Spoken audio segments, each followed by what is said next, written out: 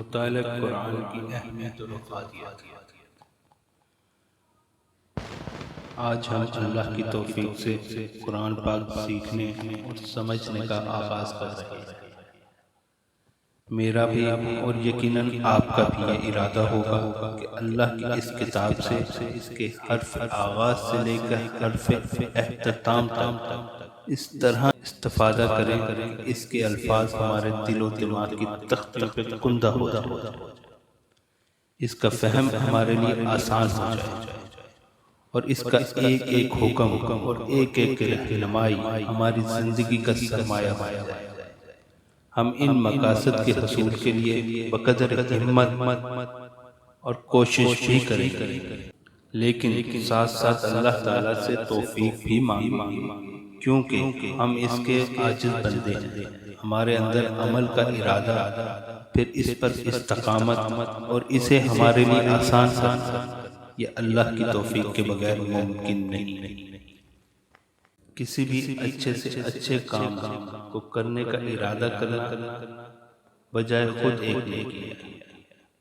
لیکن نیکی کو نیکی سمجھنا اور پھر شیطان کے وسوسوں سے محفوظ رہنا اور پھر مسلسل اس راستے پہ چلتے رہنا، یہ اللہ کی توفیق کے بغیر سوچا بھی نہیں جا سکتا۔ اس لیے اگر ہم ایک طرف اپنی ہمتوں کو بروئے کار لانے کے مکلف ہیں تو ساتھ ہی اللہ تعالیٰ کی توفیق مانگنے کی بھی محتاج ہیں۔ لیکن یہ دونوں باتیں ہمارے لیے اس وقت آسان ہوں گی جب ہم قرآن پاک کی حقیقی عظمت، اہمیت، افادیت اور زندگی گزارنے کے لیے اس کی اصل حیثیت کو سمجھنے میں کامیاب ہیں۔ ان مقاصد کے لیے ضروری ہے کہ ہم قرآن کریم کے بارے میں اپنے تصورات اور اپنے احساسات کی اصلاح کی طرف توجہ دیں۔ اس حوالے سے جب ہم غور و فکر کرتے ہیں تو سب سے پہلے قرآن کریم کی عظمت اس طرح ہمارے سامنے واضح ہوتی ہے کہ ہم دیکھتے ہیں کہ یہی کتاب ہے جس کی وجہ سے یہ امت خیر الامم بنی، اور آن حضرت صلی اللہ علیہ وسلم جو وجہ تخلیق کائنات، خاتم الانبیاء، اولین و آخرین،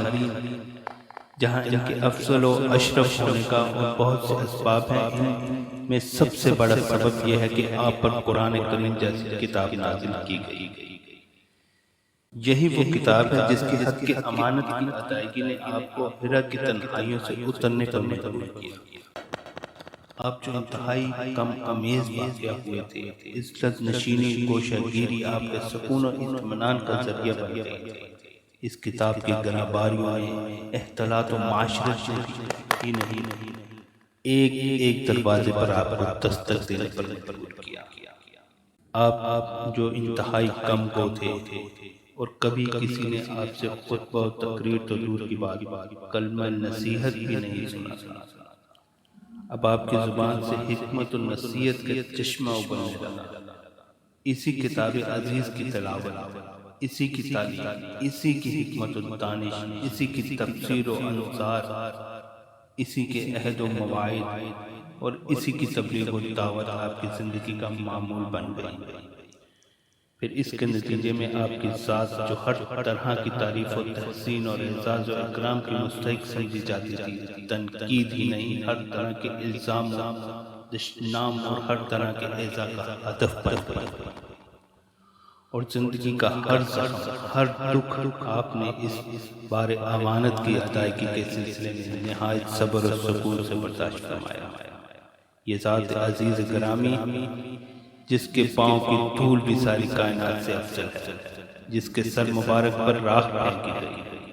آپ کے رستے میں کانٹے بچھائے گئے، آپ کی جان لینے کی تدبیریں کی، طائف میں آپ پر پتھروں کی بارش کی گئی، آپ کو وطن سے بے وطن کیا گیا، جان و تن کی آزمائشوں سے گزرنے پر آپ کو مجبور کیا گیا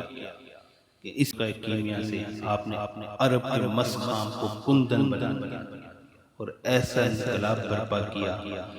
جس کے نتیجے میں رہا ڈر نہ بیڑے کو موجے بلا کا، رہا ڈر نہ بیڑے کو موجے بلا کا، ادھر سے ادھر پھر